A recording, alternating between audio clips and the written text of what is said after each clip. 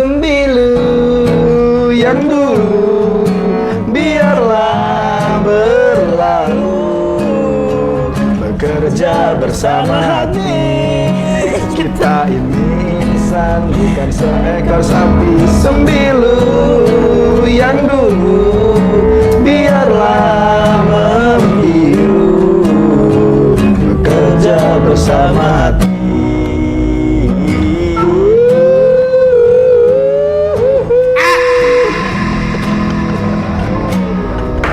Salah sudah hari ini.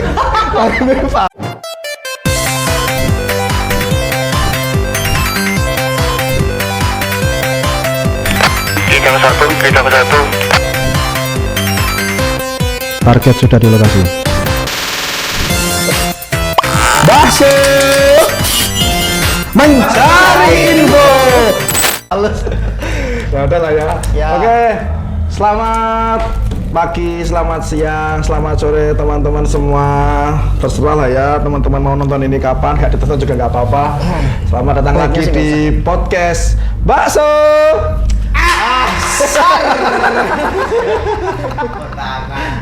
Oke, kita sekarang akan ada di sesi spesial. Di season 2 ini kita punya 2 bakso spesial, bakso yang tidak biasa. Karena yang datang ya biasa aja lah ya. Biasanya itu mahasiswa yang ikulomi. Biasanya itu kita bersama dengan mahasiswa yang ya oke, ya punya background yang keren, tapi sekarang kita sedang bersama dengan calon mahasiswa S2 psikologi dan calon mahasiswa S3 psikologi. Mau S3 di mana, Pak Rio? Ya, nggak tahu ya. Oke. Hari ini kita akan berbicara soal topik yang sangat menarik, tentang sesuatu yang dekat dengan teman-teman mahasiswa semua. Kenapa kok yang datang bukan mahasiswa? Kenapa kok yang datang itu yang kita hadirkan adalah seorang profesional? Karena ini isunya itu sensitif, menarik, dan ya dekat lah dengan kita semua. Ya ini tentang mental health. Oke, kita akan tentang mental health. Nah, kebetulan di Unegoro ini lapor. Lanjut. Kita di Unegoro ini punya apa ya? Semacam badan usaha kali ya. Badan usaha milik rakyat yang berbicara, yang menangani tentang ya soal urusan mental health ini. Mungkin teman-teman yang masuk di Goro pada tahun 2023, 2022 sudah nggak asing dengan 2 orang ini yang setiap harinya ada di kantor UCC, Unigoro Creative Center. Unigoro apa? Oh, Career. Astagfirullah. Oh iya, Unigoro Career Center. Career ya. Career berapa kilo? Dua-duanya ada di Unigoro Career Center. Kita langsung kenalan aja dulu lah, biar nggak lama-lama. Pertama, di sebelah kanan saya pas ini ada Mbak Nadia. Silakan kenalkan diri, Mbak Nadia. Ini ibunya dari siapa gitu loh. Nama ibunya siapa? Yang penting ya. Silakan kenalkan diri dulu, Mbak Nadia. Apa aja nih? Nama, NIM, kelas, kerjaan, apa ya, background pendidikan, sekarang aktivitasnya kayak apa gitu-gitulah. Oke, perkenalkan, nama saya Nadia. Kepanjangannya Nadia Denia Ramanitias. Background pendidikan saya S1 psikologi. Sekarang di mana ini? Sekarang di apa, UCC itu bagian apa? Staff UCC. Kan UCC. Kepalanya Pak Rio. Oke. Jadi Mbak Nadia ini adalah staffnya dari apa, UCC lah ya, staff di UCC gitu. Staff di UCC gitu ya. Di UCC nggak ada staff tim. Anjir. Oke. Lalu selanjutnya Pak Rio, silakan perkenalan dulu. Sebentar, sebelum perkenalkan ini kan PWK cabang. Jadi ketika nanti diedit gitu. Ya editor ya. Kenalan lagi. Kok iso request yo. Pak Rio. Halo guys. Jadi sama Seriu gitu ya, saya dari UCC gitu ya. Teman-teman kalau ada masalah-masalah apapun, selama itu nggak ada hubungannya sama duit, ya bisa ke UCC. Karena di sana bisa mana, gitu ya. Ya, Pak Rio ke sini aja, ke tengah juga bisa. Okay. Yang sini Bisa. Oke. Oke. Nah, kita perkenalan dulu lah. Pak Rio sama Mbak Nadia ini adalah dua orang yang ada di kantor UCC. Mungkin teman-teman gini, sebelum kenal yang mau ke sana dulu tak kasih tahu. Teman-teman masuknya lewat gerbang belakang rektorat aja, jangan lewat gerbang depan. Sulit. Jadi belok-belok lewat gerbang belakang rektorat. Nah, udah di situ, di gerbang belakang itu, wes. Itu depan toilet, nah udah ada UCC. Udah. Kotak-kotak pintu, cari Pak Rio. Nah, itu udah pasti ketemu di situ. Nah, kita kenalan dulu nih, apa itu UCC? Oke. Teman-teman, UCC itu adalah singkatan dari Unigoro Career Center gitu ya. Kenapa ada UCC? Karena biar orang-orang Unigoro karirnya tercenter. Gitu.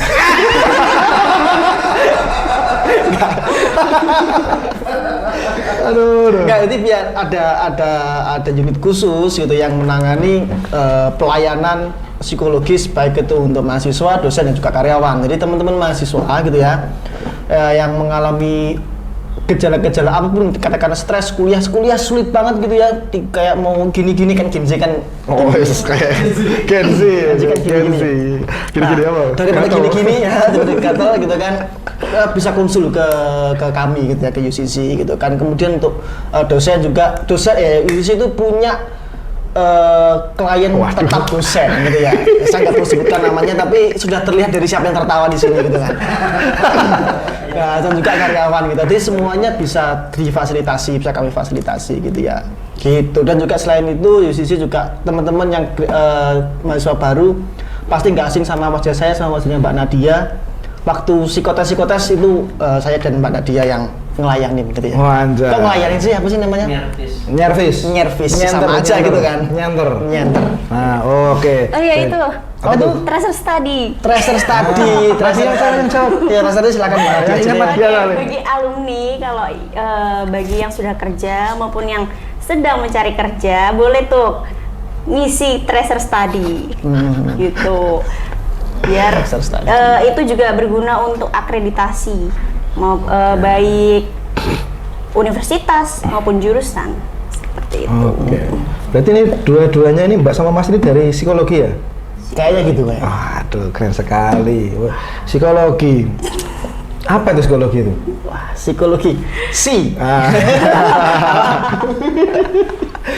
Oke, karena dua-duanya ini dari dunia psikologi, kita coba ini ya mulai dari sebuah obrolan yang mungkin belum banyak orang yang ngeh juga nih, apa sih psikologi itu, apa itu psikolog, apa itu psikiater, apa itu siapa lagi ya misalnya ya? Siakat. Nah itu mungkin ada beberapa istilah-istilah yang kayaknya teman-teman perlu penjelasan deh. Coba psikologi itu ilmu yang mempelajari apa tuh? Psikologi dulu lah. Pikiran dan mental. Pikiran dan mental. Pikiran dan mental manusia. Pikiran dan mental Iya. manusia. Jadi psikolog dan psikiater itu sebenarnya beda. Oke. Kalau psikolog itu backgroundnya dari psikologi. Kalau psikiater itu backgroundnya dari dokter yang mengambil spesialis Jiwa. kejiwaan seperti itu. Gitu ya? Iya. Jadi jangan sampai salah. Berarti psikologi itu berangkatnya dari psikologi, psikiater itu berangkatnya dari dokter. Kedokteran. Berarti Pak Rio ini psikiater. Itu bisa. Kan dia lahir dari rahim seorang dokter. Rahim. Loh, iya kan? Dirinya lahir dari seorang rahim seorang dokter. Iya. Berangkat dari itu ya. Itu kan. Menarik. Berarti Pak Rio ini psikiater. Psikolog dong. Psikiater sih. Pak Rio ini psikolog, psikiater. Berarti dua-duanya ngurusin soal jiwa. Ya. Iya. Kalau orang sakit jiwa datangnya ke psikolog apa psikiater? Gini. Jadi bedanya yang paling kentara sebenarnya tuh kalau psikiater itu dia boleh ngasih resep obat. Nah, psikolog kami nggak boleh tuh karena kan bukan dokter. Jadi jualan gacor aja. Oh, saran. Nanti nggak ngecor serius aja. Oh, jualan saran. Saran kan? Kasih saran aja. Kalau psikiater itu ada obatnya. Ada obat. Dia bisa ngasih farmaku. Oh, gitu. Berarti di di UCC itu nggak ada obat. Nggak ada obat. Nggak ada obat ya, nggak ada. Ya. Obat itu nggak ada obat, adanya saran.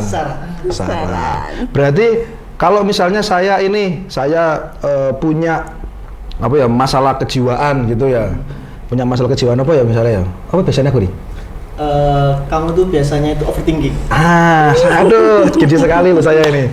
Saya tuh gengsi sekali, saudara-saudara kayak ya habis maksi gitu kan, sojung, nah gitu kan. Nah, overthinking nih, saya harus kemana? Ke psikolog atau psikiater?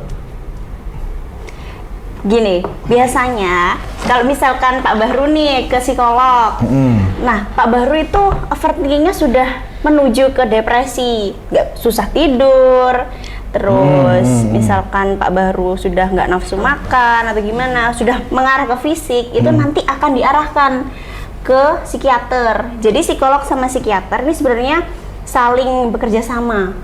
Ini arahnya kemana sih? Nah nanti kalau misalkan ini masih kategorinya masih bisa ditangani oleh psikolog, nanti kami akan menangani. Oh, berarti kalau misalnya ada gangguan kejiwaan itu yang misalnya butuh penanganan sampai badaniahnya, fisiknya itu karena perlu treatment obat itu ya, jadi masuknya ke psikiater. Itu apa levelnya kayak gini? Kalau stresnya itu masih sedang ke psikolog, kalau sudah berat ke psikiater, bener apa enggak? Ya. Seperti itu. Kasarnya bisa kayak gitu. Kasarnya begitu. Ya. Jadi kalau sudah kayak gini-gini itu psikolog apa psikiater? Baiknya ke psikiater ya. Baiknya ke psikiater. Karena biasanya ada sesuatu di syarafnya atau kemudian dia perlu untuk meredakan sesuatu dulu nih pakai farmako biar bisa stabil emosinya. Oh, dibantu sama farmakonya dulu biar stabil gitu ya. Stabil. Oh, gitu. Oke. Jadi itu ya kurang lebih lah ya bedanya psikolog sama psikiater di Unigoro ini adanya psikolog bukan psikiater karena psikiater ada di klinik. Itu.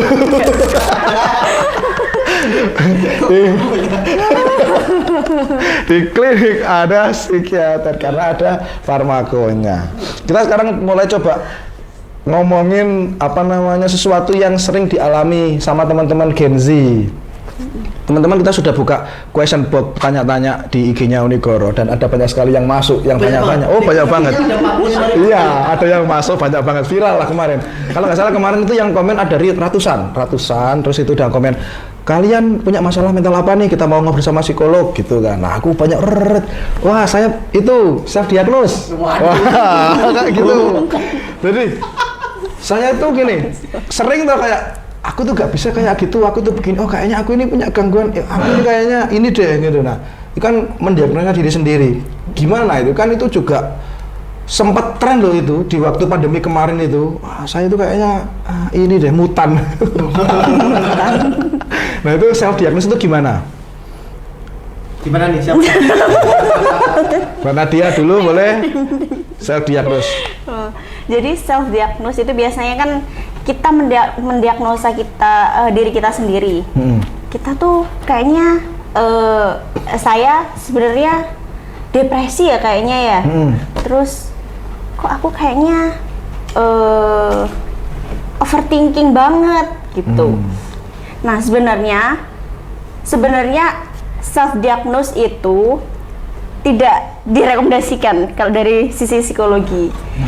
Jadi kalau misalkan teman-teman itu merasakan ada hal-hal yang negatif yang ada di dirinya, itu lebih baik ke ahlinya.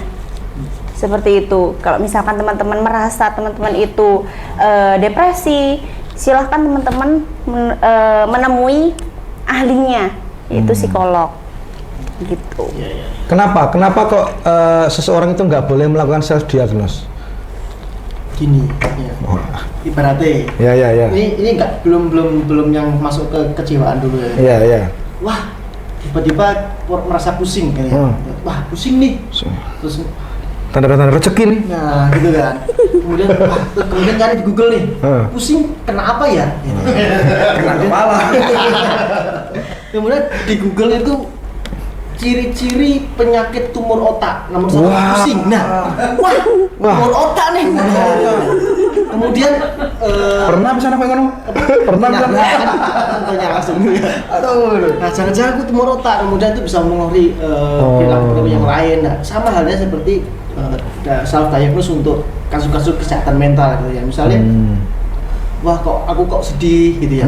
Kemudian kenapa sih, cari di Google gitu kan, kenapa kok aku sedih, ciri-ciri sedih, kemudian bla bla depresi gitu kan. Kayaknya aku depresi deh gitu. Kayaknya padahal orang depresi itu ciri-cirinya banyak nih, strict ada banyak hal yang perlu dipenuhi gitu kan. Dan sekian, tapi orang teman-teman itu kadang-kadang match 1, 2, 3 aja udah sepertinya nih aku banget nih depresi gitu kan. Status depresi nih gitu. Depresi lagi status. Tapi gini, Bung Rio, adanya info-info itu kan sebenarnya awalnya itu edukasi itu. Oke lah, misalnya kita cek aja, saya pusing karena apa? Kita akan tahu bahwa website-website yang muncul pertama itu sebenarnya website yang kita tahu dia itu bisa dipertanggungjawabkan kebenarannya, misalnya Halodoc atau apa, itu kan kita tahu bahwa itu kredibel. Kan itu niat awalnya adalah edukasi. Niatnya kan baik. Terus gimana caranya agar kita tahu dia niatnya baik gitu loh. Jadi itu kan juga bener juga omongan sebenarnya di website itu. Apa batasannya agar gue aja ngono dhisik. Sebenarnya itu informasi untuk siapa sih? Bingung nggak? Bingung. Tapi bisa paham. Nah, gitu. Jadi gini, ketika kita nyari gitu kan, sebenarnya dari diri sendiri itu kita cari itu kan ciri-ciri sebuah gejala atau gejala yang masuk kepada ini sakit apa sih ya, itu kan banyak gejala, simptomnya kan banyak. Nah, kita perlu cek bahwa kita semua tuh mengalami itu gitu loh. Oh, harus semua dulu. Harus terpenuhi semua gitu kan. Kalau kemudian simptomnya ada 10 nih, kita 1, 2, 3 cek, yang satunya yang selainnya tuh enggak. Ya, sorry tuh sih, tapi kamu enggak begitu tuh gitu loh. Berarti kalau ada simptom-simptom kemiskinan ada banyak, kok cek cuma satu? Belum tentu miskin. Gitu loh. Oke, gitu ya. Jadi harus terpenuhi semua itu. Jadi harus depresi sih. Harus apa ya? Nah, itulah ya.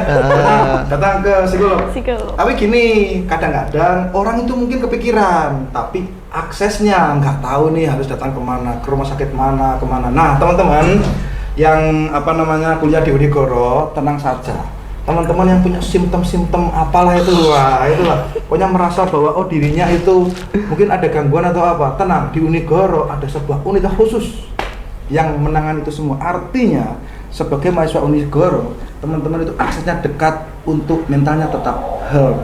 Anjay, iklan maneh masuk. Jadi jangan ragu-ragu untuk masuk ke Unigoro, karena Unigoro memperhatikan kejiwaan. Waduh, mantap. Oke, kita masuk ke overthinking. Pertanyaan kedua dari netizen. Jadi ini ada namanya @samsul_123. Wah, hafalan ya. Gokil. Ada follower namanya @samsul_123. Nah, itu tanya soal overthinking. Aku lagi overthinking nih. Nah, itu bukankah itu bagus? Katanya di surat Ali Imran itu kan umat yang ulul albab itu kan saat berdiri mikir, saat duduk mikir, saat tidur mikir. Nah, itu kan overthinking, jangan-jangan mikir terus. Nah, itu kan bagus itu. Gimana itu overthinking itu? Ini kan sedang menggejala juga. Gimana Bu Nadia? Bu Nadia. Oke, overthinking sendiri itu apa sih? Ini namanya filsafat, ngomongnya sesuatu dari definisi. Teman-teman, ini di pause dulu videonya, tulis di kolom komentar jawabannya, akan ada siku yang benar. Apa itu overthinking? Jadi overthinking itu adalah pola pemikiran. Biasanya kita itu sering memikirkan hal-hal negatif. Seperti itu. Nah, biasanya kalau dari sisi psikologi sendiri itu akan merekomendasikan yang namanya apa? Mindfulness. Halo.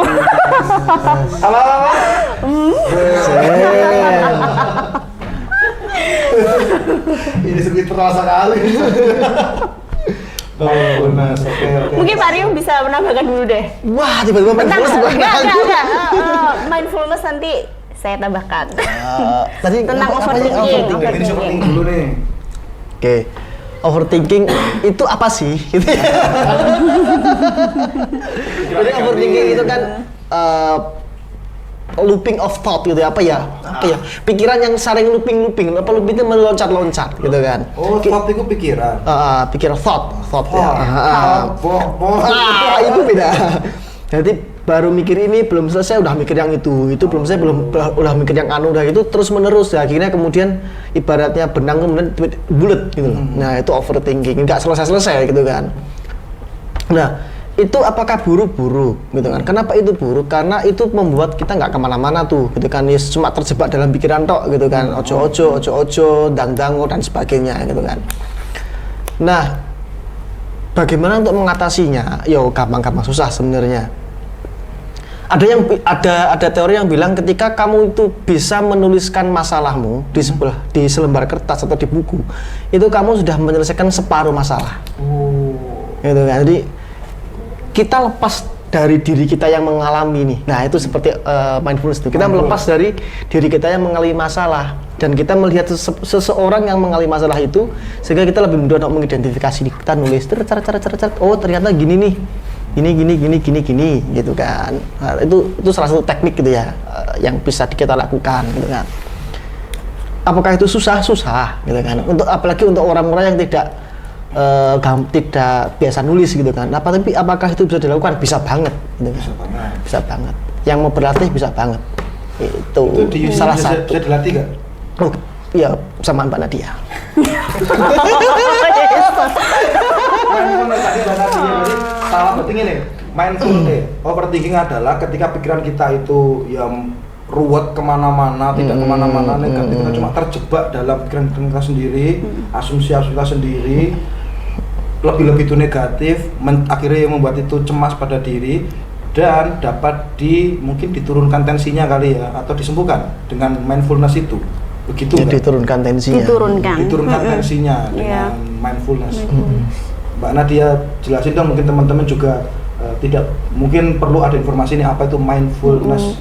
Mindfulness itu sebenarnya teman-teman itu menyadari teman-teman hari ini detik ini itu lagi ngapain.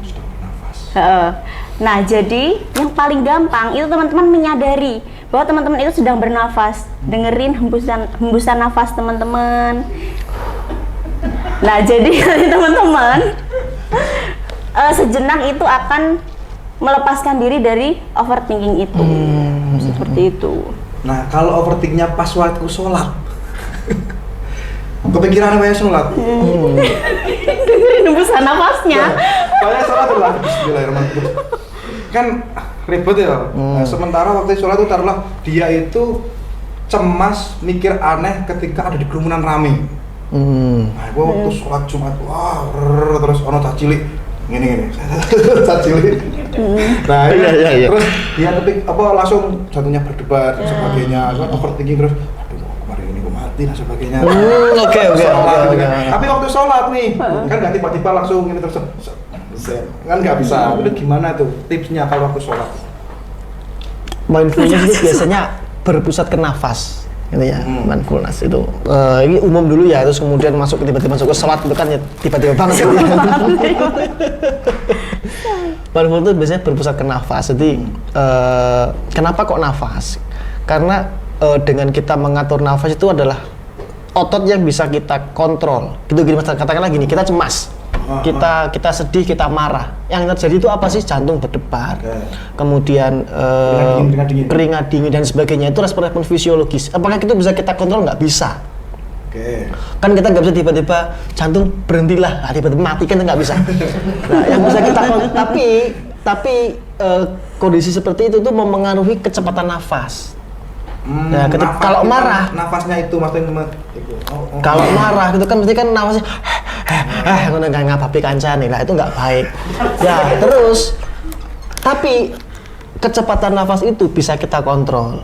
Nah, dengan kita bisa mengontrol kecepatan itu bisa mempengaruhi ternyata terhubung dengan otot-otot yang lain gitu kan. Lebih rileks jantungnya, lebih mudah untuk berhenti dan sebagainya jantungnya seperti itu. Oh, iya. Aku ngene. Jadi nafas kan salah satu cara karena itu bisa kita kontrol dan itu akan mempengaruhi dalamnya kita kan. Kan kayak menunggu kan. Nah, itu yang terjadi pada teman-teman yang perokok. Iya. Kenapa Terus ketika secara sadar dia itu mengatur nafas. bukan karena asapnya sebenarnya, tapi karena itulah. Soalnya nggak ada orang ngerokok. Tapi masa malah nggak ada malah. Bisa pun. Terus gini, kenapa overthinking itu kok sering datangnya malam? Apa? Kok overthinking sering datang malam? Kok kenapa? overthinking Gimana Bu datangnya Nadia? malam.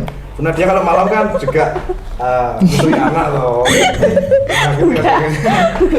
Enggak, saya langsung tidur. Berarti bapaknya yang nyusui anak. Pakai formula, maksudnya pakai formula. Pakai formula. Kenapa ada ngomong pakai Indomie? Indomie. Oh, Indomie. Iya, makanya mungkin ada kabarnya Fahmi. Iya, ada daerahnya. Nah, kenapa kok overthinking itu datangnya malam sampai membuat teman-teman ini nggak bisa tidur dan sebagainya? Itu kenapa kok malam? Ada apa dengan malam? Wah, gini. Cepat tak hubungkan gitu ya. Mungkin tidak 100% akan relevan, tapi kita masuk ke pembahasan masuk ke pertemuan ketiga. Tapi 5 Freemason Pembahasan. Jadi kita ketika tidur malam, gitu kan, kita kan OTW tidur nih, ya kan, nggak mungkin kita malam OTW bangun kan. Nah, ketika kita OTW tidur, ya kurang, kan nggak ngelawak gitu kan. Nah, kita tuh gelombang otaknya tuh turun. Oke. Nah, gelombang otak turun gitu kan. Jadi kalau kita sedang begini nih, ngobrol-ngobrol begini, itu katanya di ECG, itu kita kondisinya tuh tidak beraturan, ya itu kondisi beta gitu ya. Nah, ketika kita dalam kondisi mau bubuk gitu kan, mau bubuk siang atau bubuk malam, bolam, oke, LED itu secara gradual kan turun. Nah, di situ kadang-kadang thought itu bermunculan gitu. Karena gelombang otaknya sedang bermuncul lah di situ, makanya sering ada di situ. Nah, terus pilihannya adalah kita mau menilai itu, kita mau terjebak di situ atau membiarkan pikiran itu berlalu saja lah. Kegiatan kita, pilihan kita untuk membiarkan pikiran itu berlalu, itulah mindfulness. Oke. Karena itu kan pikiran itu hanya sekedar pikiran bukan kenyataan, gitu kan. Nah, itu kata-kata dalam mindfulness itu. Pikiran adalah kenyataan. Pikiran hanyalah pikiran bukan kenyataan. Pikiran hanyalah pikiran bukan kenyataan. Nah, tapi kenyataan berawal dari mimpi. Mimpi adalah kunci. Oh, berarti mungkin itu salah satu alasannya kenapa overthinking itu sering muncul ketika malam hari dan akhirnya, tapi teman-teman akhirnya nggak tidur, sulit tidur terus kena membawa modal gawede menunggu. Apa tipsnya dari Mbak Nadia kalau misalnya teman-teman tiba-tiba malam hari itu overthinking seperti itu, terus kan sebenarnya kita juga butuh tidur sebenarnya gak niat gak tidur, tapi karena kepikiran, karena apa dan sebagainya, tapi malah jadi gak tidur. Itu gimana tipsnya? Apakah jadi fans MU saja? Karena dengan fans MU kan malas nonton bola atau akhirnya tidur aja lah, mesti kalah kan, bisa, atau gimana? Sibukkanlah dirimu sampai kamu berhitung, biasanya berhitung. Sing kaya iki ya, sing kaya ana nggone Mr. Bean. Ngitung domba 1, 2. Tapi aku gagal kita nyoba kayak ngono. Sing untuk kerbau. Menyibukkan diri itu maksudnya kayak gimana, Bu Nadia? Misalkan kamu lihat HP, terus kan terpapar sinar. Nah, sinar itu bisa membuat mata kamu lelah. Oke. Nah, jadi nanti lama-kelamaan kamu akan tidur. Itu alasan kenapa banyak orang main HP tiba-tiba tidurnya begini gitu ya, HP-nya. Tiduran soalnya. Kamu nggak kesut lagi dong, out-nya lagi dong. Wah, belum kesut lagi. Gimana Mario? Nggak lucu dong. tidur. Iya, kamu mau mana? Ayo lah, mana? Ayo lah.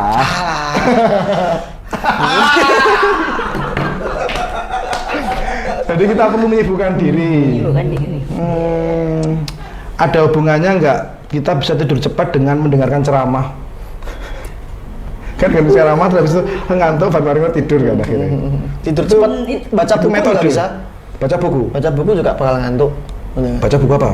Baca buku textbook.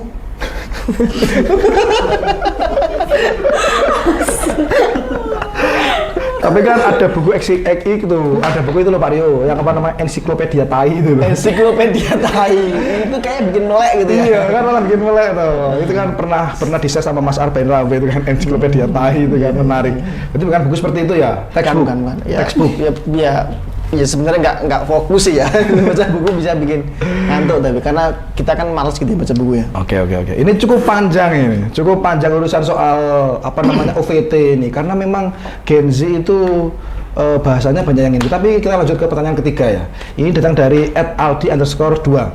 Nah, Aldi itu tanya gini. Aldi itu cewek.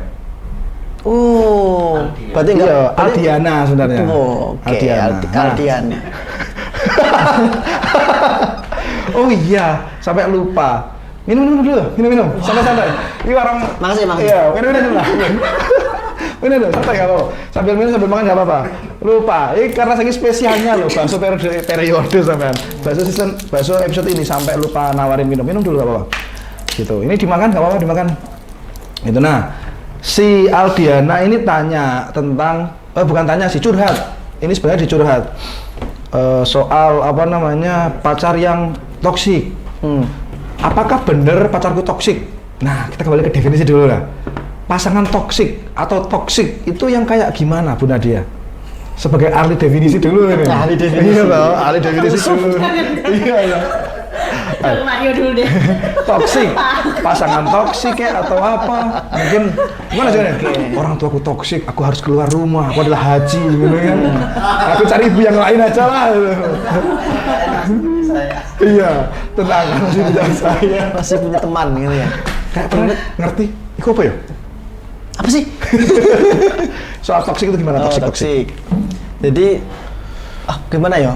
Aku secara pribadi, aku, kamu, kita semua. Saya secara pribadi nggak begitu suka dengan kata toksik gitu ya. Kenapa? Karena kata itu memancing orang untuk overuse kata itu untuk semua bidang gitu loh. Oke. Gitu kan. Aku nggak suka sama dia. Wah, dia toksik nih. Orang itu nyakitin aku dikit aja. Wah, dia pasti toksik kayak gitu loh. Jadi toksik. Ini toksik. Karena masak mie ayam sama bakso kasih kecap sama saus. Harusnya kan langsung aja. Nah, cita rasa aslinya di kuah. Oke. Pengganggu toksik. Toksik. Iya sih. Iya, overuse.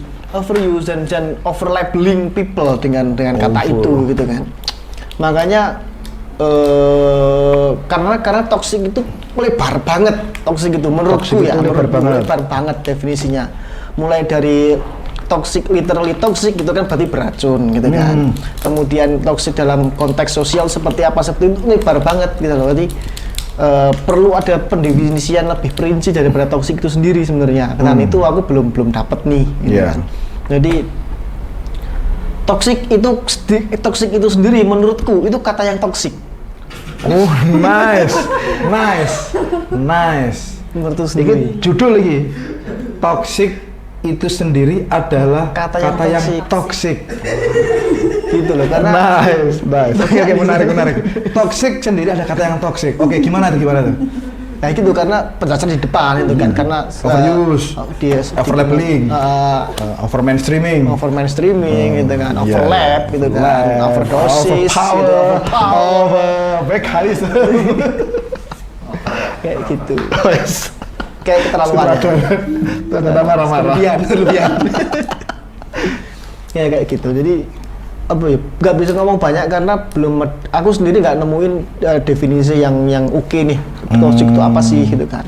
Oke, katakanlah pasanganku toksik. Toksiknya maksudnya toksik itu seperti apa? Oh, dia nggak ngebolehin aku keluar sama temanku berlawanan jenis gitu kan. Wah, berarti dia toksik gitu kan. Karena Terus bapaknya sama soleh. bapaknya gitu kan. Tapi kemudian ada apa behind itu kan seringkali orang itu nggak tanya, seringkali orang itu nggak dalam istilah agamanya itu kan tabayun gitu ya. Anjrot. Kayak orang NU ya. Padahal kan.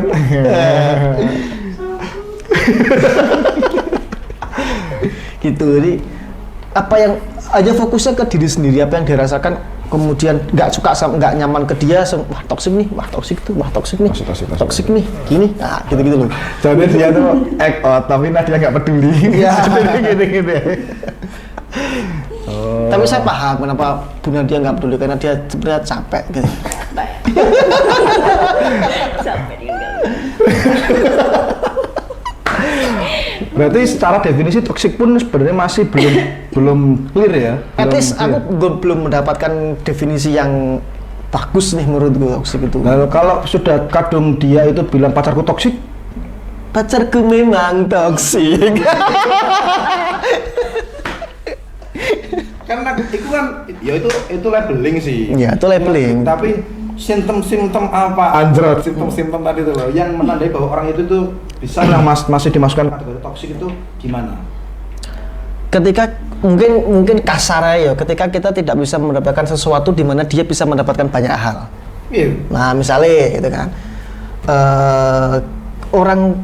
Pasangan kita itu dapat banyak nih dari kita. Oke. Tapi kita nggak bisa dapat yang setimpal dengan itu gitu kan. Kita cuma giving tapi kita nggak taking gitu kan. Gitu.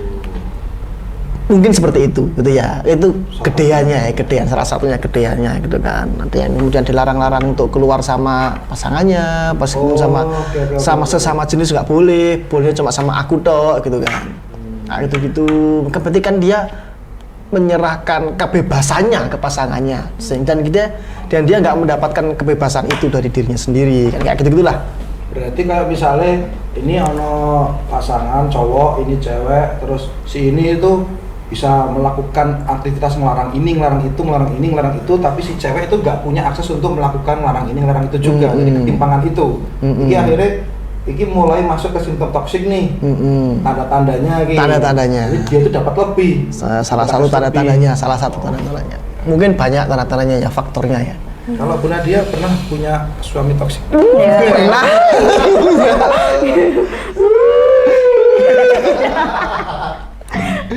Gimana Bu Nadia? Pernah punya pengalaman ketemu orang toksik enggak? Selain saya loh, selain saya loh ya. Siapa ya? Enggak sih. Tapi aku pernah Jadi orang ini toksik? ya, Oh. bukan. Pernah lihat podcast juga. Oke. Jadi orang ini tuh pernah mengalami pacaran yang toksik, hubungan toksik. Jadi katanya orang toksik itu kenapa dia nggak bisa lepas dari hubungan itu karena dia merasa kalau nggak ada orang lain yang bisa sebaik menerima. dia, sebaik pacarnya. Padahal sebenarnya tuh di luar sana masih banyak kan. Tapi dia tuh merasa di luar sana tuh udah nggak ada orang lain lagi yang peduli sama dia. Biasanya sih Bisa gitu. begitu itu gimana cara nge-treatmentnya ya? Treatment sampai membuat orang bisa mengatakan bahwa hanya dia yang terbaik sampai padahal itu posisinya toksik terus sampai nggak mau lepas. Treatmentnya kayak gimana ya? Dibeliin sepatu terus itu Pak ya? Dibeliin sepatu, diajak ke Bali. Ya mungkin saja. Mungkin, kan iya. orang kan beda-beda ya maksudnya. Yang menyebabkan dia merasa begitu kan banyak hal. Satu orang dengan orang lain itu kan beda. Oh iya. Gitu kan. Dari backgroundnya masing-masing kan berbeda. Ada yang kemudian dibeliin pulsa sekali aja, wah dia adalah orang terbaik di dunia, gitu kan ada. Saya pernah kan beliin pulsa. Jadi kamu adalah orang terbaik di Bojonegoro. Iya, dekanku dulu waktu di S1 ternyata aku ditipu. Toksik kuwi. Ya toksik. Jalur pulsa, dekan jalur pulsa. Aneh kan. Salah satunya itulah ya. Contohnya. Tapi memang sulit lepas. Sulit Sulit lepas. lepas memang. Gimana cara biar lepas dan biar teman-teman punya hubungan yang tidak toksik? Gimana? Sampai coba di kantor UCC. Wah.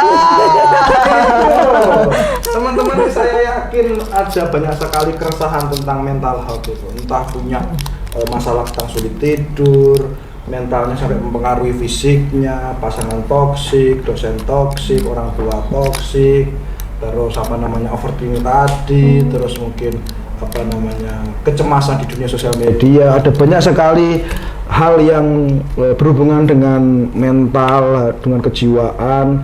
Dan sekali lagi bahwa di Unigoro itu ada tempatnya. Saya harus nyetop ini karena nggak kan ada habisnya, ini bisa panjang sekali. Tapi waktu kita terbatas. Jadi cukup sampai sini dulu. Terima kasih teman-teman dari UCC Career Center sudah berbagi kepada kita semua di bakso edisi spesial ini. Karena spesial berarti tidak usah ada merchandise. Wah. Gitu, jadi teman-teman yang pengen curhat, pengen sharing, datang aja ke UCC, masuknya lewat rektorat pintu belakang, kantor pertama depan toilet. Nah, itu adalah UCC. Teman-teman lebih nyaman ke Mbak Nadia karena mungkin sama-sama perempuan, tidak usah ke Pak Rio, boleh cerita-cerita sama Mbak Nadia. Sama Pak Rio ini ya sedikit agak terlalu tidak direkomendasikan. Nah, tapi benar kalau ada yang chat gitu kan, terus kemudian saya tahu itu perempuan, pasti akan saya kasih pilihan. Apakah mau sama Mbak Nadia aja yang sama perempuan gitu-gitulah. Jadi tetap gitu. Bisa inilah milih mau cerita sama siapa. Etik tetap harus ditunjung tinggi. Wah, anjret. Keren. Tapi yang pasti teman-teman kalau misalnya ada keluhan atau apalah itu jangan ragu untuk datang ke kantor UCC. Gitu ya. Jadi apapun ceritakan aja, kodenya adalah Pak Rio dan Mbak Nadia. Di mana ruangannya, disitulah berada. Wes, itu aja. Terima kasih untuk podcast kali ini. Saya lagi mohon maaf ini karena ini spesial, sudah tidak ada merchandise yang dapat dibagikan karena kalian semua sudah punya pemasukan penghasilan untuk bisa beli kaos sendiri. Waduh, usah kasih gitulah ya. Oke, sampai jumpa di bakso Seto. Waduh. Sampai jumpa di bakso episode berikutnya. Bakso. Pernah nyaring belas. Bakso mencari info.